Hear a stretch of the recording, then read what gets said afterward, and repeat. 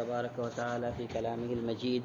وفرقانه الحميد. أعوذ بالله من الشيطان الرجيم. بسم الله الرحمن الرحيم. محمد رسول الله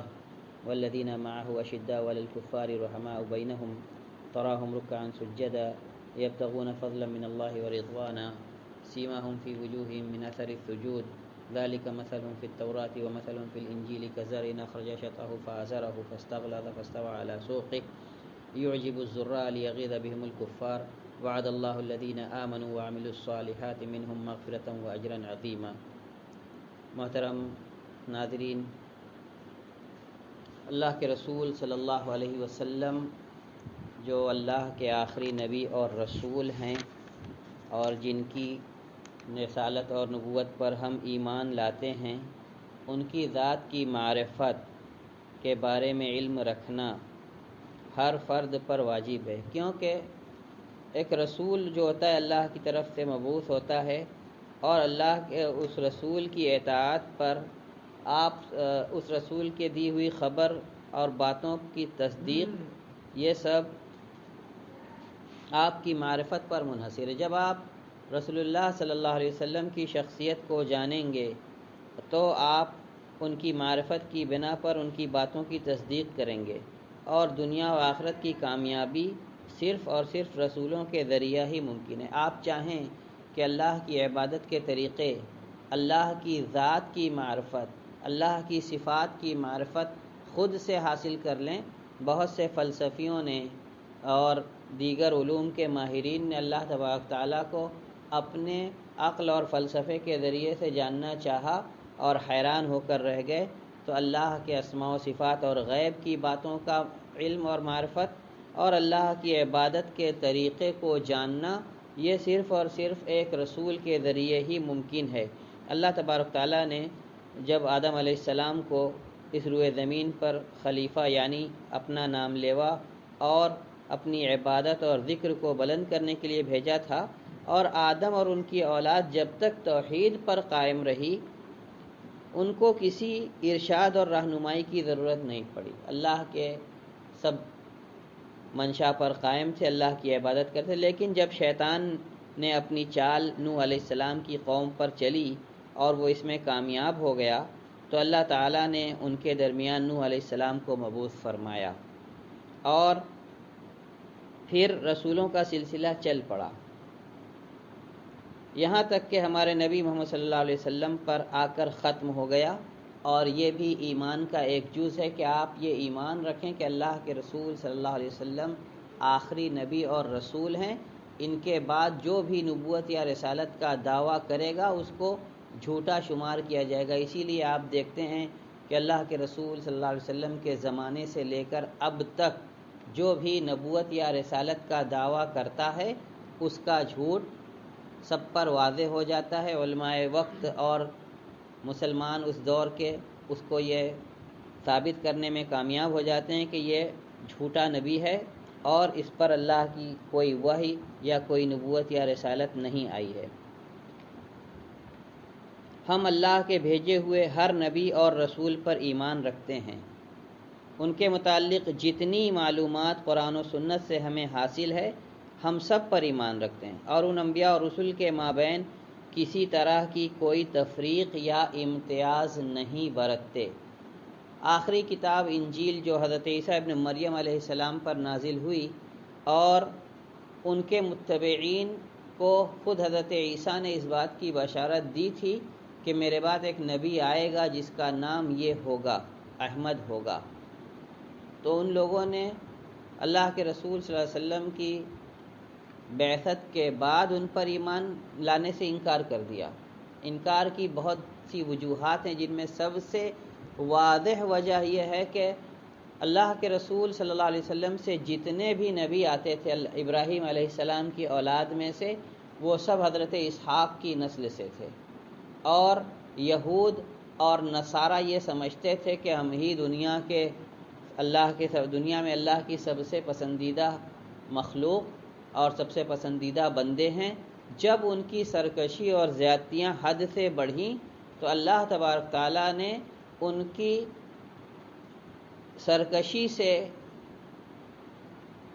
ان کو سبق دینے کے لیے نبوت اور رسالت کا سلسلہ بنی اسماعیل میں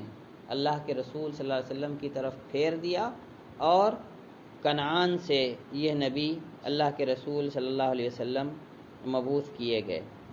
نبیوں اور رسولوں کی بعثت کے سلسلے میں اللہ کی یہ سنت رہی ہے کہ قوم کے شریف ترین نسب میں سے ہی نبی یا رسول کو مبعوث فرماتا ہے۔ وہ نبی اپنے قوم کا سب سے شریف النسب انسان ہوگا۔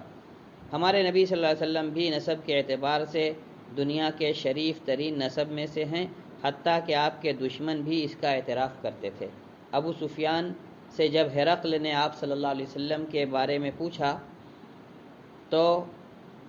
انہوں نے بلا تأمل کہا تھا کہ ان کا نسب تو سب سے اعلیٰ و ارفع ہے، ان کا قبیلہ تمام قبائل میں شریف ترین ہے، اور جس شاخ سے ان کا تعلق ہے وہ ان کے قبیلہ کی سب سے شریف النسب شاخ ہے۔ آپ صلی اللہ علیہ وسلم کا نسب کچھ یوں ہے: محمد ابن عبداللہ ابن عبد المطلب ابن ہاشم ابن عبد مناف ابن قصی ابن کلاب ابن مرہ ابن کعب ابن لؤی ابن غالب ابن فہر ابن مالک ابن نضر ابن کنانہ ابن خزیمہ ابن مدرکہ ابن الیاس ابن مضر ابن نزار ابن سعد ابن عدنان، یہاں تک کہ نسب پر تمام سیرت نگاروں کا اتفاق ہے۔ البتہ اس سے اوپر کا جو نسب ہے، اس کے اوپر کے نسب کے متعلق اختلاف ہے، جس کا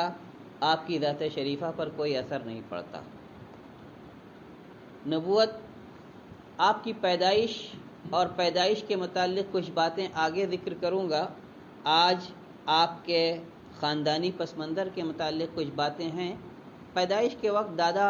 نے کچھ کام کیے تھے، جیسے ان کے 8ویں دن دعوت کی تھی اور قریش نے آ کر کے ان کا نام پوچھا تھا، تو آپ کے دادا نے آپ صلی اللہ علیہ وسلم کا نام جب محمد بتایا تو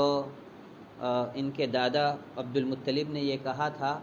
کہ ہم یہ چاہتے ہیں کہ میرے پوتے کا ایک دنیا میں نام ہو اور اس کی ایک شان ہو، اس لیے میں نے اس کا نام محمد رکھا ہے۔ اور آپ کی والدہ آمنہ نے، بعض روایات میں آتا ہے کہ ایک فرشتے کی رہنمائی پر جو خواب میں ان کے آیا تھا اور اس کے کہنے پر ان کا نام احمد رکھا تھا، جس کا تذکرہ انشاءاللہ آگے چل کر آئے گا کل کے درس میں انشاءاللہ۔ اوپر کے نسب کے متعلق آپ نے سنا کہ کوئی اختلاف نہیں ہے، لیکن عدنان جو آپ صلی اللہ علیہ وسلم کے جد اعلیٰ ہیں، ان کے اسماعیل علیہ السلام کی اولاد میں سے ہونے میں کسی کا اختلاف نہیں، اور اسماعیل ہی ذبیح اللہ ہیں، یعنی جن کو ابراہیم علیہ السلام کو ذبح کرنے کا حکم ہوا تھا۔ درست قول کے مطابق یہی راجح بات ہے کہ ذبیح اللہ اسماعیل ہے، حالانکہ کچھ سیرت نگاروں اور مفسرین نے اس میں اختلاف کیا اور اسحاق علیہ السلام کو ذبیح اللہ بتلایا ہے۔ آپ کے 5ویں پشت کے دادا عبد مناف کے 4 بیٹے تھے: ہاشم، مطلب، عبد شمس اور نوفل، اور 5 بیٹیاں تھیں: شیفا، خالدہ، ضعیفہ، رقیہ اور جنہ۔ ہمارے رسول صلی اللہ علیہ وسلم کا نسب ہاشم سے ملتا ہے، جن کا نام عمرو تھا، اور ہاشم ان کا لقب اس وجہ سے مشہور ہوا کہ وہ روٹیاں توڑ کر حاجیوں کو کھلایا کرتے تھے۔ یہ مکہ کے پہلے سردار ہیں جنہوں نے حاجیوں کو گوشت روٹی کا سالن یعنی ثرید کھلایا۔ انہوں نے ہی قریش کے جاڑے اور گرمی کے دونوں سفر کا چلن عام کیا، جس کا تذکرہ اللہ تبارک تعالیٰ نے سورہ قریش کے اندر کیا ہے کہ ایلافہم رحلۃ الشتاء والصیف، یہ جاڑے اور گرمی میں تجارت کا سامان لے کر ملک شام کا سفر کیا کرتے تھے۔ اب ہاشم کے بھی 4 بیٹے تھے: عبد المطلب، اسد، عمرو اور نضلہ، اور عبد المطلب بھی لقب ہے، ان کا نام شیبۃ الحمد تھا۔ عبد المطلب جو آپ کے دادا تھے، ان کا اصل نام شیبۃ الحمد تھا۔ ان کا یہ نام عبد المطلب اس لیے پڑا کہ یہ اپنے ماموؤں کے یہاں رہتے تھے، نانی حال میں، جو کہ بنو نجار کے قبیلہ میں تھا، مدینہ میں۔ ان کے والد نے شام کے سفر پر جاتے ہوئے بنی نجار کی ایک خاتون سلمہ بنت عمرو سے شادی کر لی تھی۔ شام مدینہ ہوتے ہوئے جانا رہتا تھا، تو جب راستے میں مدینہ پڑتا تھا تو ایک سفر کے درمیان انہوں نے مدینہ میں قیام کیا اور بنو نجار کی سلمہ نامی خاتون سے شادی کی، جس سے شیبہ پیدا ہوئے۔ اور کچھ دن کے قیام کے بعد شام کے سفر پر روانہ ہو گئے، اور غزہ فلسطین میں اسی سفر کے دوران ان کی وفات ہو گئی۔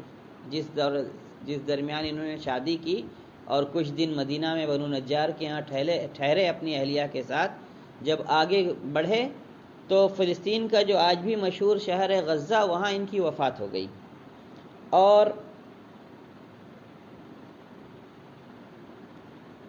یہ اپنے والد کی وفات کے بعد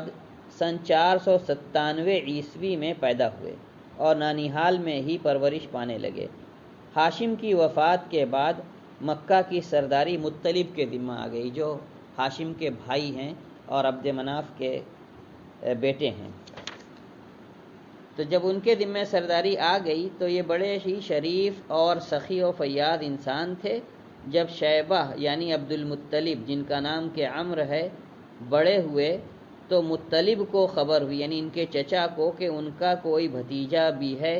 جو بنو نجار میں مدینہ میں پرورش پا رہا ہے، اور جو ان کی اس بیوی کا بچہ ہے جن سے انہوں نے سفر کے دوران شام جاتے ہوئے شادی کی تھی۔ مدینہ پہنچے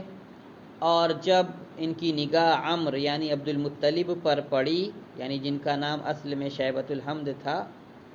تو بہت روئے، بہت غمگین ہوئے، ان کو گلے سے لگا لیا، سواری پر اپنے پیچھے بٹھا لیا کہ مکہ لے چلیں گے، چاہا کہ لے چلیں اپنے ساتھ مکہ، لیکن عرب کی خودداری اور عرب کی فرما برداری دونوں ضرب المثل ہے۔ انہوں نے کہا کہ میں آپ کے ساتھ نہیں چلوں گا جب تک میں اپنی ماں سے پوچھ نہیں لیتا۔ ماں نے بھی کہا کہ میں انہیں لے جانے نہیں دوں گی، میرے یہاں رہا ہے پیدائش سے اب تک، اور بچہ میرے ہی پاس رہے گا۔ مطلب نے بہت منت سماجت کی کہ اپنے باپ کی کمان سنبھالنے مکہ اور حرم کا سردار بننے جا رہے ہیں، میں ان کو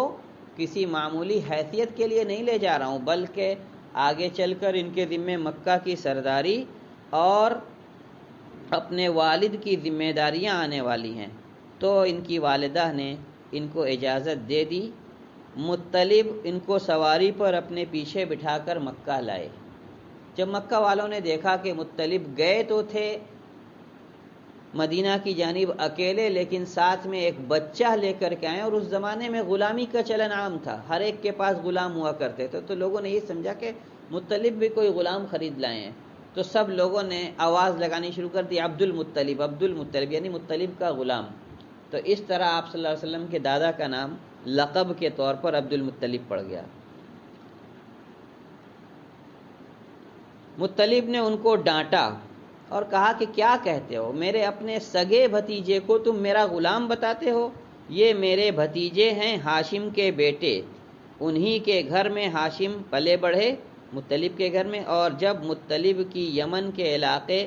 ردمان میں وفات ہو گئی تو یہ جن کا نام کہ عمرو تھا اور عبد المطلب جن کا لقب تھا، مکہ کے سردار بنے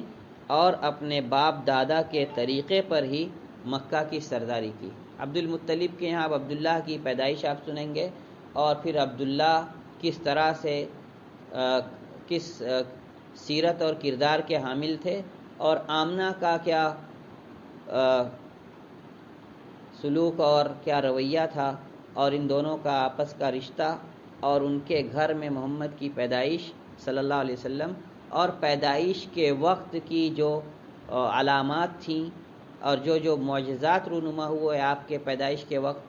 سیرت نگاروں نے بہت سارے واقعات ذکر کیے جن پر کچھ پر اتفاق اور کچھ پر اختلاف ہے۔ انشاءاللہ یہ کل کے درس کا موضوع رہے گا۔ وآخر دعوانا الحمدللہ رب العالمین۔